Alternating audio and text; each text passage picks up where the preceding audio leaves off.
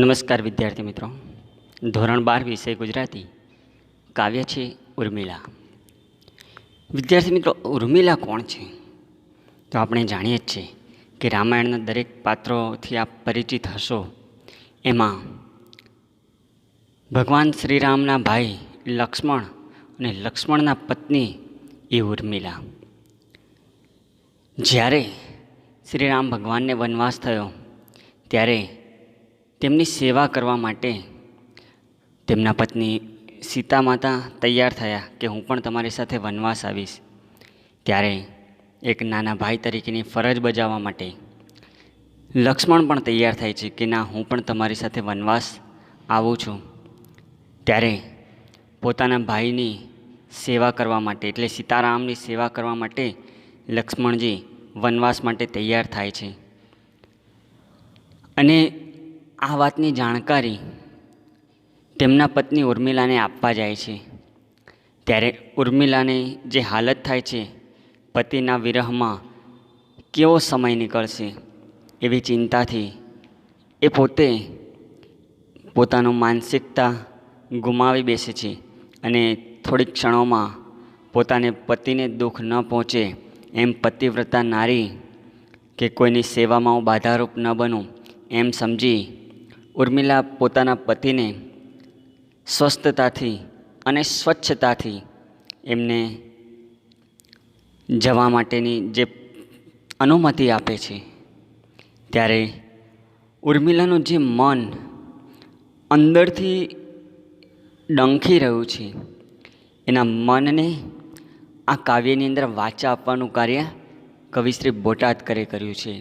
તો આવો આપણે કવિ બોટાદકરજીનો પરિચય લઈએ. કવિ દામોદર ખુશાલદાસ બોટાદકર, જેઓનો જન્મ 1870માં સૌરાષ્ટ્રના બોટાદમાં થયો હતો. તેમણે માત્ર 6 ધોરણ સુધીનો અભ્યાસ કરેલો, પરંતુ આ કવિ બોટાદકરે સંસ્કૃત ભાષા સાહિત્યના પણ સારા અભ્યાસી હતા. તેમનું પ્રદાન તો મુખ્યત્વે કવિતા ક્ષેત્રે રહ્યું છે. તેઓના મહત્ત્વના કાવ્ય સંગ્રહોમાં સ્ત્રોતસ્વિની, નિર્ઝરિણી, રાસ તરંગિણી અને શૈવલિનીનો સમાવેશ થાય છે. ગૃહ જીવનના ભાવોની સુંદર રીતે કવિતામાં વ્યક્ત કરનાર આ કવિએ પ્રકૃતિ અને ગ્રામ્ય જીવનને પણ સુચારુ પદાવલીમાં ઢાળ્યા છે. તેમણે રાસ પ્રકારની રચનાઓ પણ આપી છે. તો આપણે આજે જે એમને કાવ્ય ભણવા જઈ રહ્યા છે ઉર્મિલા, જેનો સાહિત્ય પ્રકાર છે ખંડકાવ્ય. વિદ્યાર્થી મિત્રો, ખંડકાવ્ય એટલે શું? કે ખંડકાવ્ય એટલે આપણા જે મહાકાવ્યો છે રામાયણ અને મહાભારત, તેની સમગ્ર ઘટનાનું આલેખન નહીં, પરંતુ એ મહાકાવ્યની અંદર આવતા જુદા જુદા પ્રસંગોનો એક ખંડ એટલે એક ટુકડો, એક નાનકડો પ્રસંગ લઈ, એક જ ખંડ એટલે એક ટુકડો, તો આ પ્રસંગોમાંનો એક નાનકડો પ્રસંગ લઈ, એક ટુકડા જેટલો પ્રસંગ લઈ એને કવિતા સ્વરૂપ આપવું એટલે કહેવાય ખંડકાવ્ય. તો આ ઉર્મિલા ખંડકાવ્યમાં કવિએ ઉર્મિલાની લાગણીને વાચા આપી છે કે જ્યારે ભગવાન સીતા અને રામ જ્યારે વનમાં જતા હતા ત્યારે તેમની પાસે લક્ષ્મણ તેમની સેવામાં રહેવાની ઈચ્છા પ્રકટ કરે છે અને બંધુનિષ્ઠા બજાવવાની તત્પરતા દર્શાવે છે. પરંતુ પોતાની પત્ની ઉર્મિલાની પરવાનગી લેવી જરૂરી છે એમ સમજી લક્ષ્મણ ધનુર બાણ ગ્રહણ કરી અને વનવાસના વાઘા સજીને ઉર્મિલાની વિદાય લેવા જાય છે. લક્ષ્મણ આ વેશમાં જોઈ ઉર્મિલાનું હૈયું ચીરાઈ જાય છે, પણ એક રાજવધુ તરીકેની પોતાની લાગણીને સંયમમાં રાખી ત્યાગની સાક્ષાત મૂર્તિ સમી ઉર્મિલા ન્યાય અને અન્યાયનો વિચાર કર્યા વગર સમર્પિત ભાવે લક્ષ્મણને તેના સત્કાર્યોમાં સાથ આપે છે. ચહેરા પર શોકની એક લકીર પણ ફરકવા દેતી નથી, પરંતુ પતિની પીઠ વળતા જ ઉર્મિલા હાય કરીને મૂર્છા ખાઈને જમીન પર ઢળી પડે છે.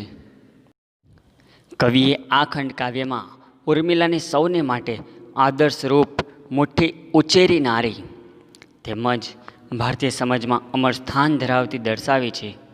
ઉર્મિલાનો પરિવાર ધર્મ, પતિ ધર્મ અને રઘુકુળની પ્રતિષ્ઠાને સહેજ પણ આંચ ન આવે એવો અભિગમ વાચકના હૃદયને સ્પર્શી જાય છે.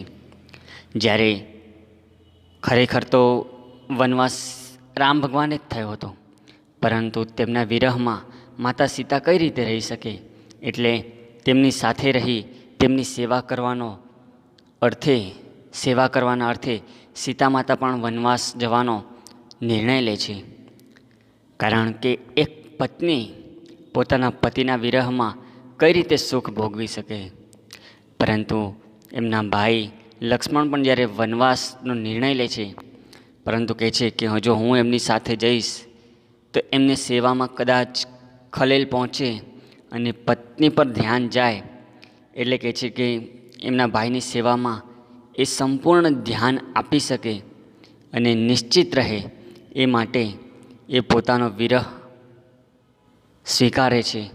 અને જેમ પતિ જ સર્વસ્વ હોય એમ પતિના મનને આંચ ના આવે માટે સ્વસ્થ રહે છે, પરંતુ એમના પતિ લક્ષ્મણને જતાની સાથે જ એ મૂર્છિત થઈ જાય છે. તો આવી ત્યાગ ભાવનાની મૂર્તિ એટલે ઉર્મિલા. તો કવિ બોટાદકર રચિત ઉર્મિલા કાવ્ય જે વિવિધ છંદો દ્વારા એમની રચના કરી છે, તો આપણે આ કાવ્યની સમજૂતી અને વિવિધ છંદોને આનંદ લઈએ.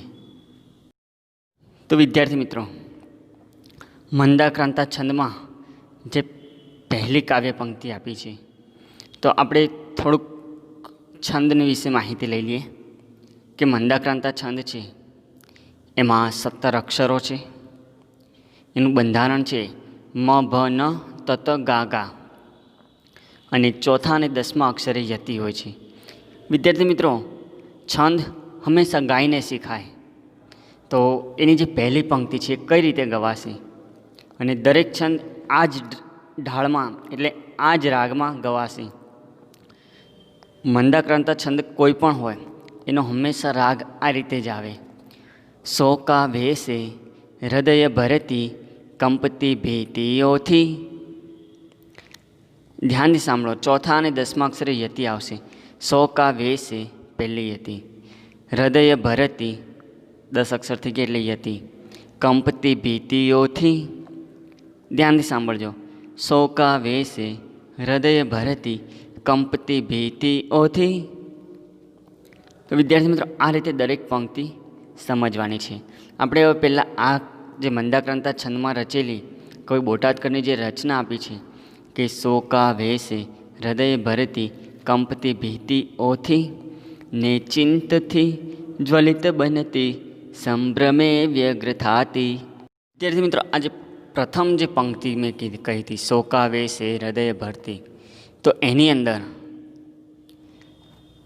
જે મ ભ ન તત ગાગા એનું બંધારણ છે, તો આપણે એ પ્રમાણે પણ જોઈ લઈએ એક પંક્તિ કે પહેલી પંક્તિમાં જે 3 પંક્તિ છે એને 3 અક્ષરોમાં વેચી દઈએ. તો શોકા વે એ 3 અક્ષર, સે ર દ એ બીજા 3 અક્ષર, એમ આપણે 3 ભાગ પાડી દીધા છે. અને ઉપર બંધારણ તમે જોઈ શકો છો, મ ભ ન ત ત ગા ગા. છેલ્લા 2 અક્ષરો છે એ ગુરુ અક્ષર છે, ઓ અને થી. કારણ કે એના પણ 4 નિયમ છે કે છેલ્લો લઘુ અક્ષર હંમેશા ગુરુ ગણવો, તેમજ વિસર્ગવાળો અક્ષર ગુરુ ગણવો. પછી ત્રીજો નિયમ છે કે સંયુક્ત અક્ષરની પૂર્વેવાળો અક્ષર ગુરુ ગણવો. એવા જે નિયમો છે એ પ્રમાણે આપણે હવે જોઈએ કે પહેલો જે બંધારણ આવ્યું તો મ ગણ છે, એટલે મ ગણની અંદર શું અક્ષર થાય? મા તારા, 3 અક્ષર ગુરુ છે. બીજો ગણ છે, બીજો અક્ષર છે ભ, તો ભા ન સ, પહેલો ગુરુ, બીજા 2 લઘુ. ત્રીજું ન સ લ, 3 લઘુ. તારાજ એટલે એનું જે બંધારણ હતું ત વર્ણનું, તો તારાજ 2 ગુરુ 1 લઘુ છેલ્લો. એવી જ રીતે બાજુમાં તારાજ તો છે ને એટલે, અને છેલ્લા 2 અક્ષર ગુરુ. તો મંદાક્રાંતા છંદની દરેક પંક્તિઓ આ રીતે સજાવેલી હશે. આમ અર્થની રીતે પણ કવિ લેખકો સજાવે છે અને દ્રષ્ટિની રીતે પણ એટલે છંદ રીતે પણ સજાવે છે. મિત્રો, અહીં આગળ એની સમજૂતી લઈએ કે શોકાવેશમાં એટલે શોકથી આતુર થઈ છે. કોણ? ઉર્મિલા. કારણ કે એમનો પતિ શ્રી રામ ભગવાનની સાથે વનવાસનો નિર્ણય લે છે અને એ વનવાસના પોતાના જે વેશ ધારણ કર્યો છે, એટલે એને રાજ વસ્ત્રો જે હતા એ ત્યાગ કર્યો છે અને વનવાસ જવા માટેના જે વસ્ત્રો છે એનો પહેરવેશ ધારણ કર્યો છે. એટલે એ જોઈને ઉર્મિલા શોકાવેશે હૃદય ભરતી. શોકાવેશ એટલે શોક, દુઃખની લાગણીથી હૃદય ભરતી એટલે એનું હૃદય ભરાઈ આવ્યું છે. કંપતી ભીતિઓથી, અને એ કાંપે છે એટલે ધ્રુજે છે. શેનાથી? તો ભયથી, બીકથી. કારણ કે હું મારા પતિના વિરહમાં હું કઈ રીતે રહી શકીશ. ને ચિંતથી જ્વલિત બનતી, અને એ આ ઉર્મિલા ચિંતાથી અંદરને અંદર બળી રહી છે. એ જાણે આમ આગ સળગતી હોય એવી રીતે એનું હૃદય બળી રહ્યું છે, કારણ કે એને ચિંતા ખૂબ સતાવી રહી છે. સંભ્રમે વ્યગ્ર થાતી. સંભ્રમે એટલે ગભરાટ, અને વ્યગ્ર થાતી એટલે વ્યાકુળ થઈ રહી છે કે હું આજ શું જોઈ રહી છું. મારા પતિ લગભગ વનવાસ જવાની તૈયારી છે ને એમના વેશમાં એક પતિને જોવું એટલે કોઈ પણ નારી હોય એ ચિંતા અનુભવે છે. તો ઉર્મિલા પણ એ ચિંતામાંથી બાકાત રહેતી નથી, અને એ શોકથી એનું હૃદય ભરાઈ આવે છે, અને એ ચિંતાથી કાંપે છે, અને ચિંતાથી અંદરને અંદર એ જ્વલિત બને છે. એટલે ચિંતા એને બાળી રહી છે, અને એ બધું જ એને વ્યગ્ર એટલે વ્યાકુળ લાગી રહ્યું છે, એ બાવરી બની ગઈ છે. વારે વારે સ્વર સમજવા દૂર કઈ કાન દેતી, ઊભી બાળા વિવશ બનીને બારી એ બાવરી સી. એ જ રીતે ઉપલી પંક્તિની જેમ આને પણ આપણે ભાગ પાડીને તમે જોઈ શકો છો કે શું કહે છે. આપણે પહેલાં અર્થ સમજી લઈએ કે વારે વારે સ્વર સમજવા દૂર કઈ કાન દેતી, એટલે આ ઉર્મિલા છે એ વારંવાર દૂરથી આવતા અવાજને સાંભળવા માટે એ કાન ધરે છે, અને એક ઊભી બાળા વિવશ બનીને, એક બાળ કોઈ વસ્તુની ઉત્તેજના હોય એ રીતે આ ઉર્મિલા ઊભી છે. આજે તે રઘુકુળ જે છે એની એ વધુ છે એટલે વહુ છે, પરંતુ એ બાળાની જેમ ઊભી છે. અને કેવી રીતે? વિવશ બનીને. વિવશ એટલે લાચાર, અને બારી એ બાવરી સી, અને વારે એ બારી અગાડી જોયા કરે છે. અને બાવરી સી, બાવરી એટલે પાગલ, ગાંડાની જેમ એ જોયા કરે છે. બે બાકડી બની ગઈ છે. અને સી, આ જે શબ્દનો અર્થ છે એનો અર્થ થાય છે ના જેવું. સી એટલે જેમ, ના જેવું એવો અર્થ થાય છે. એટલે આ ઉર્મિલા છે એ જ્યારે લક્ષ્મણ હવે જ્યારે વનવાસ તરફ જઈ રહી છે ત્યારે શોકમાં છે, એનું હૃદય ભરાઈ આવે છે, એ ડરી ગઈ છે, એટલે ડરના મારી એ કાપી રહી છે. એને ચિંતામાં એ ખૂબ બળી રહી છે, અને વ્યગ્ર એટલે ખૂબ ચિંતિત થઈ ગઈ છે, અને વારંવાર એના દૂરથી આવતા અવાજને એ સમજવા માટે કાન ધરે છે, અને એક બાળાની જેમ લાચાર બનીને, ગાંડાની જેમ એ બારીમાંથી જોયા કરે છે.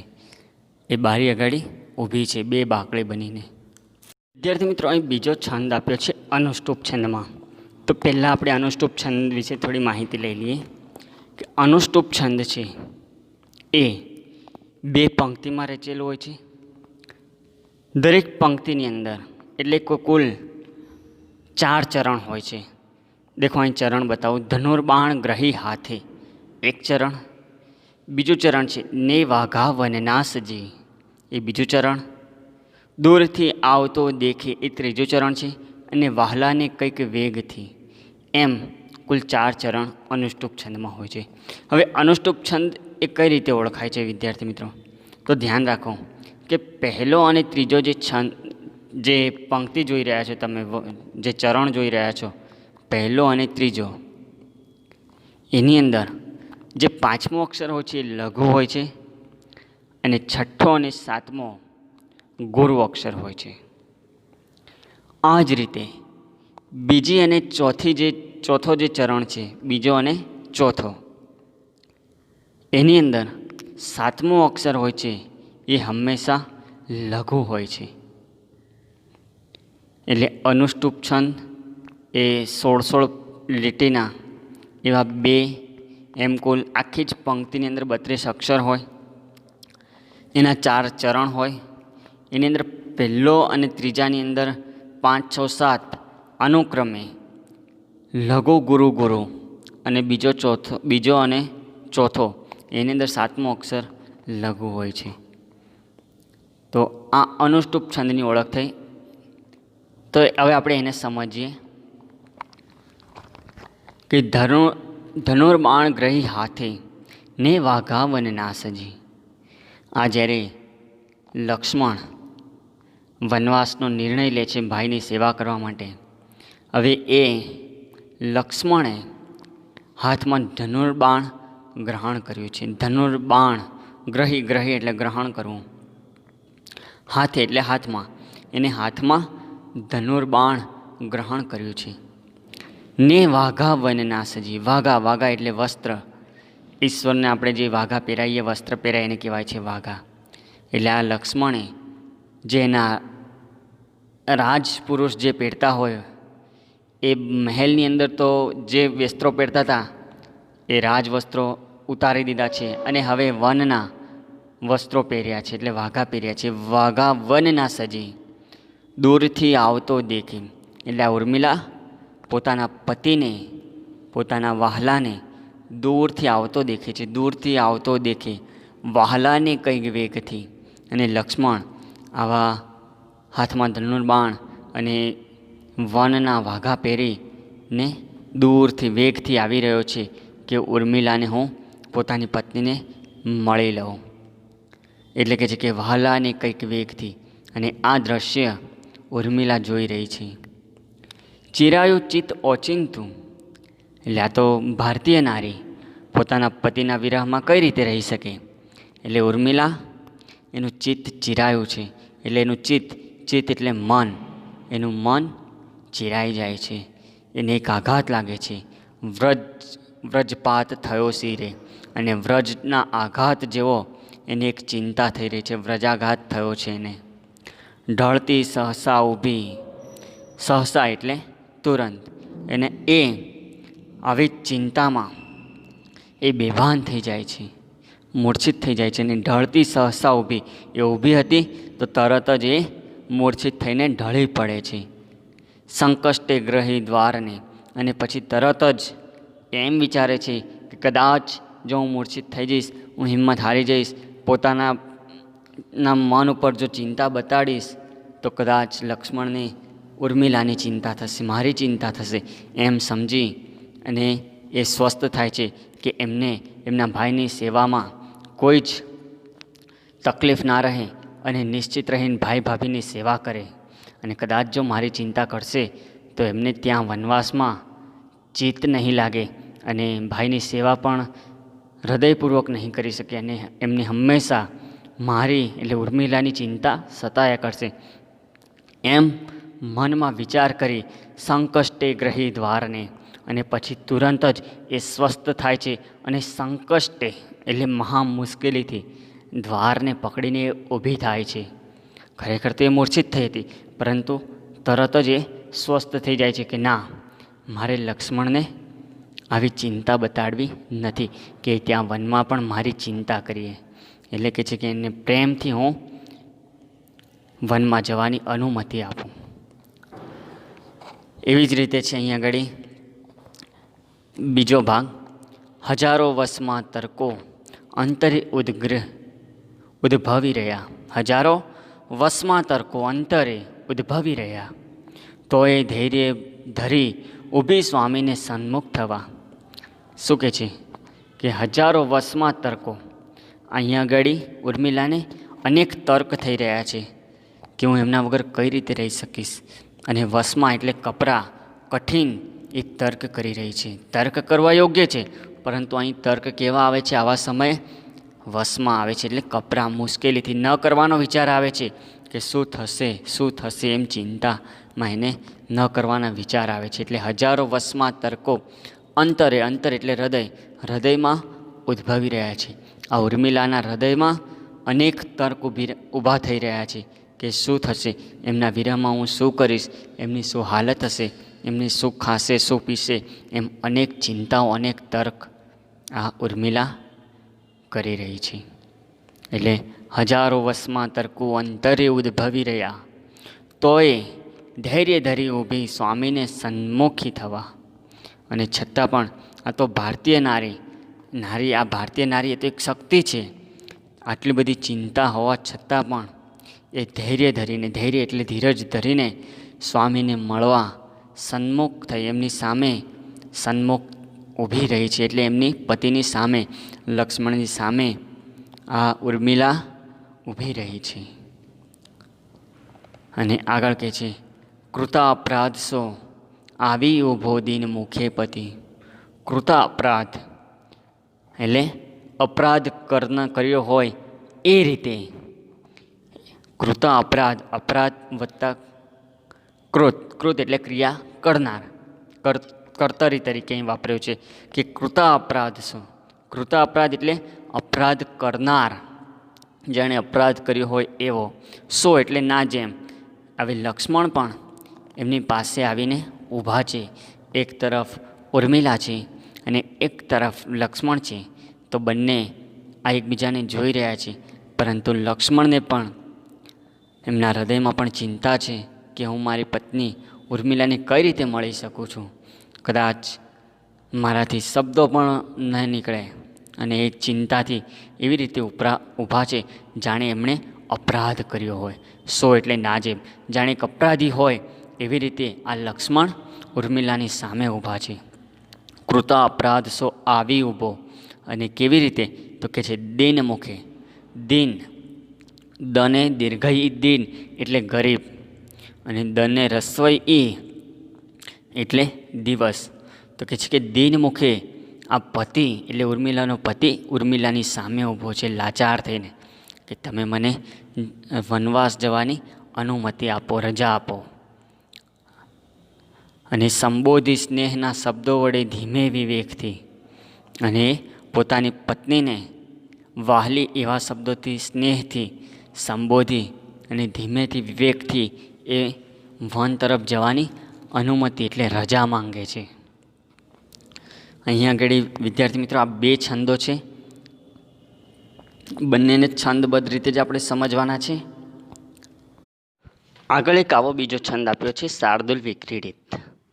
વિદ્યાર્થી મિત્રો શાર્દુલ વિક્રીડિત આ છંદ કઈ રીતે ગવાય છે તો આપણે હંમેશા પ્રાર્થનામાં ગાઈએ છીએ, યા કુંદેન્દુ તુષાર હાર ધવલા. બસ આ જ રીતે આખો છંદ ગાવાનો છે.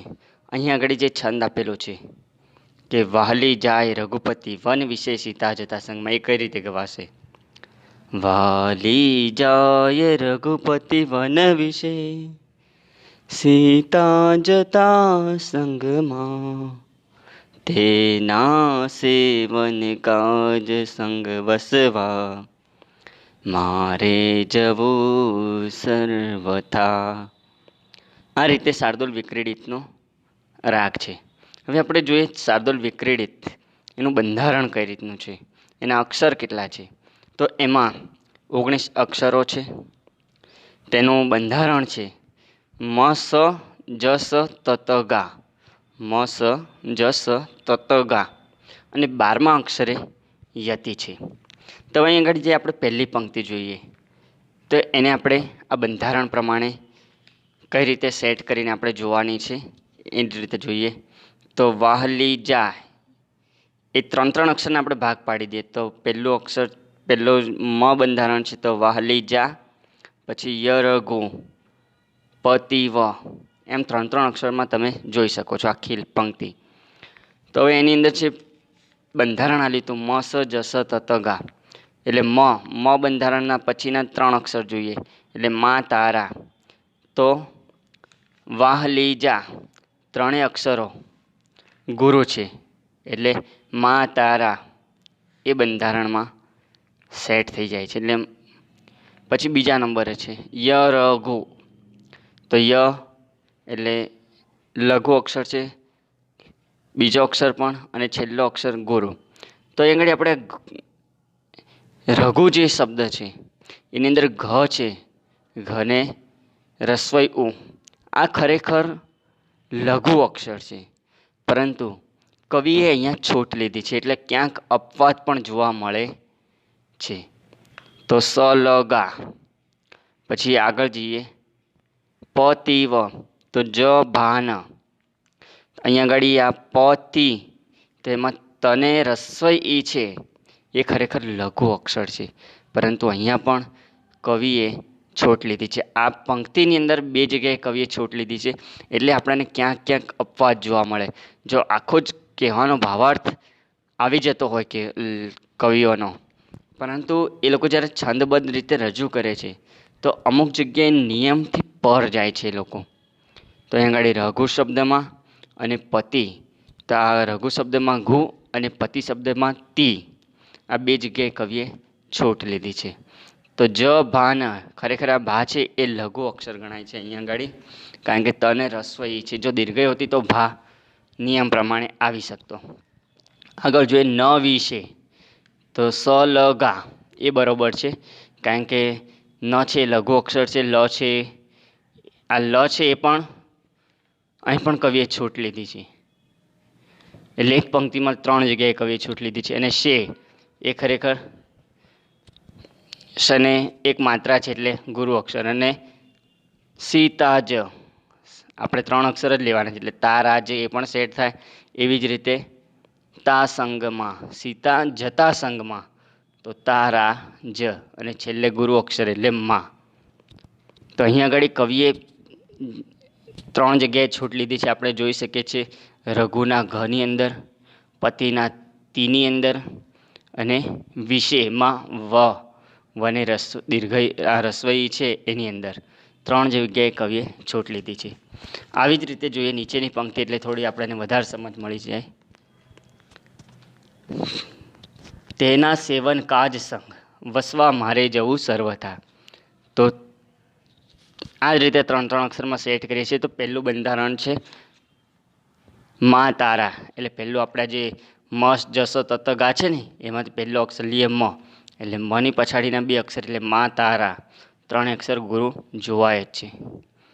પછી અહીંયા આગળ સ એટલે સ લ ગા, તો વ ન કા એટલે છેલ્લો અક્ષર ગુરુ, અને 2 લઘુ, સ અને લ લઘુ, અને આ ગુરુ. પછી આગળ જઈએ જ સંગ, તો જ ભાન. અહીંયા આગળ જે ભા છે એટલે એ ગુરુ અક્ષર છે, સંગમાં જે સને તીવ્ર અનુસ્વાર છે એટલે એ ગુરુ ગણી લીધો છે, એ ચાલે છે. પછી આગળ વ સ વા એટલે સ લ ગા, મારે જ એટલે તારા જ. પછી વુ સર્વ, મારે જવું, એની અંદર વુ જે છે એ, કારણ કે ઉપર અનુસ્વાર જુઓ છો તમે, તીવ્ર અનુસ્વાર એટલે ગુરુ જ ગણ્યો છે. અહીંયા આગળ જો ખાલી વને રસ્વઈ ઉ હોય તો આપણે લઘુ ગણતા, પરંતુ તીવ્ર અનુસ્વાર છે એટલા માટે આપણે ગુરુ ગણવો પડશે. અનુસ્વાર ઉપર જોઈ શકો છો. પછી સંયુક્ત અક્ષરની પૂર્વેવાળો અક્ષર એટલે સ આવ્યો, અહીં પણ કવિએ છૂટ લીધી છે. અને આ જે છેલ્લો અક્ષર છે વ, ખરેખર એની અંદર ધ્વનિ શું થાય છે સર્વ, તો ર પછી વ આવે છે, પછી અ આવે, એટલે અહીંયા આગળ અહીં પણ કવિએ છૂટ લીધી છે. અને છેલ્લે યા એ થા, એની એ ગુરુ અક્ષર છે. એટલે આપણે આ રીતે બંધારણની અંદર જોવાના છે. તો શાર્દુલ વિક્રીડિતની અંદર 19 અક્ષર હોય, 12મા અક્ષરે યતિ હોય, અને એનું બંધારણ છે મસ જસ તત ગા, મસ જસ તત ગા. હવે અહીં આગળ આપણે એની સમજૂતી લઈએ કે વાહલી જાય રઘુપતિ વન વિશે સીતા જતા સંગમાં. કે જ્યારે આપણે આગળ જે વિવિધ છંદોની અંદર વાત કરતા હતા કે ઉર્મિલાના પતિ લક્ષ્મણ પણ આમની સાથે એટલે રઘુપતિ રાઘવની સાથે એટલે રામ ભગવાનની સાથે વનમાં જાય છે, પરંતુ એમની પત્નીને વિવેકથી કહે છે કે હું પણ મોટા ભાઈ ભાભી સાથે જાઉં છું. તો એટલે વહાલી શબ્દથી એમને સંબોધન કરે છે કે હે વહાલી, હું જાય રઘુપતિ વન વિશે એટલે વન તરફ જઈ રહ્યા છે, અને સીતા જતા સંગમાં, અને રઘુપતિની જોડે એટલે રામ ભગવાનની સાથે સીતા માતા પણ એમની સંગમાં એટલે સાથે જાય છે. તેના સેવન કાજ એટલે કે છે કે ભાઈ અને ભાભીની, ખરેખર તો એ ભાભીને માતા જ સમાન ગણતા હતા, એટલે રામ અને માતા સીતા એમ કહે છે કે એમના સેવન કાજ સંગ વસવા મારે જવું સર્વથા, અને કહે છે કે એમની સેવા કરવા માટે મારે પણ જવું છે, એમની સર્વસ્વ સેવા કરવા માટે જવું છે. વેઠે એ વનવાસના વિકટ કષ્ટો શરીરે હતી, એટલે કહે છે કે એ લોકો વેઠે એટલે સહન કરે, અને વનવાસના વિકટ કષ્ટો, અહીં ઉદ્ગાર તરીકે છે, એટલે એમ કે વનમાં શરીર ઉપર અનેક કષ્ટો ભોગવે, પગમાં ચંપલ પણ ના હોય, ઓઢવા પહેરવાની વસ્તુઓ પણ ના હોય, તો કહે છે કે એ ટાઢ ગરમી એ બધું જ સહન કરતા હોય અને કષ્ટો સહે.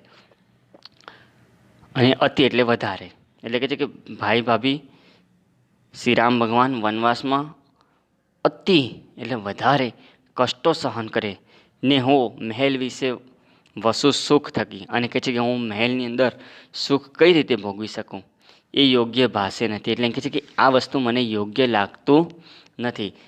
શ્રી રામ ભગવાન મારા મોટા ભાઈ છે, વનમાં દુઃખ કષ્ટ સહન કરે અને હું અહીં મહેલમાં સુખ કઈ રીતે ભોગવી શકું, એટલે કહે છે કે યોગ્ય નથી.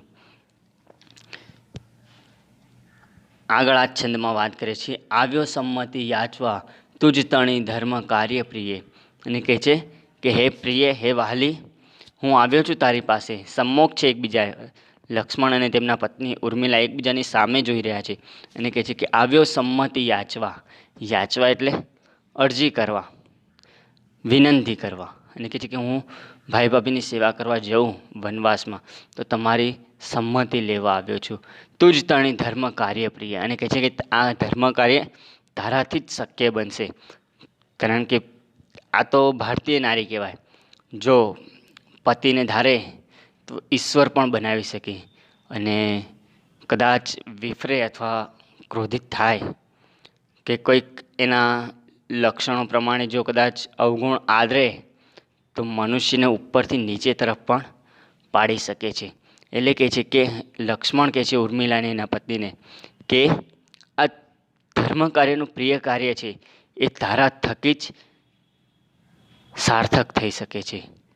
માની યોગ્ય વિચાર અંતરે તણો દેજે અનુજ્ઞા મને, અને કે જે તું વિચાર કરી તારા અંતરમાં એટલે હૃદયથી વિચાર કરી અને મને અનુજ્ઞા દેજે, એટલે મને મંજૂરી આપજે, રજા આપજે.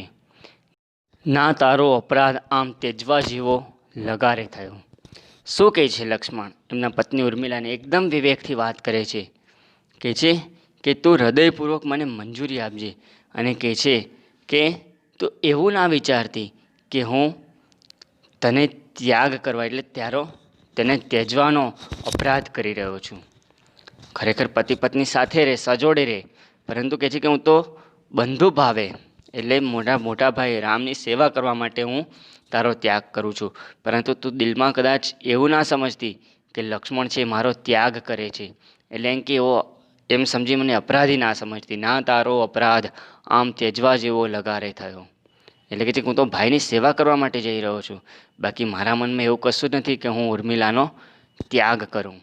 બંધુ ધર્મ બજાવતા દઉં તને અન્યાય આજે અહો, અને કહે છે કે હું બંધુ એટલે ભાઈ, અને કહે છે કે હું બંધુ ધર્મ બજાવવા માટે ભાઈની સેવા માટે જે બંધુ ધર્મ નિભાવું છું એના માટે હું તને અન્યાય આજે કરી રહ્યો છું. કહે છે કે તું દિલમાં જરાય દુઃખ ના આણતી, હું એક અપરાધીની જેમ છું પરંતુ ભાઈ ધર્મ નિભાવવા માટે, પરંતુ તું એવું ના સમજતી કે લક્ષ્મણ મારાથી દૂર થઈ રહ્યો છે. તો અહીંયા ગાડી આપણે જે અલગ અલગ છંદોની અંદર વાત કરી, પહેલાં મંદાક્રાંતા, પછી અનુષ્ટુપ અને હવે શાર્દુલ વિક્રીડિત. તો અહીંયા આગળ જ્યારે લક્ષ્મણ એ ઉર્મિલાની મંજૂરી લેવા જાય છે તે વખતે જે વાણીમાં વિવેક રાખે છે એનો ભાવ આ કવિ બોટાદ કરે વિવિધ છંદોબદ્ધ રીતે રજૂ કર્યા છે. વિદ્યાર્થી મિત્રો, અહીંયા આગળ આ લક્ષ્મણ જે ભાષા છે એની અંદર ખૂબ વિવેકતા જોવા મળે છે. તેમના પત્ની જોડે પણ એ ખૂબ શિષ્ટાચારથી, વિવેકથી, મર્યાદામાં એ વાત કરે છે અને બધાના કેન્દ્રભાવમાં ઉર્મિલાનું જે હૃદય છે એનું હૃદયની આપણને જે ભાવના કહેવાય એ શું દુઃખ અનુભવી રહી છે એની વાત કરવામાં આવી છે. તો આવતા તાસમાં આપણે ફરી મળીશું. અત્યારે આટલું રાખીએ ભાગ 1માં. અસ્તુ.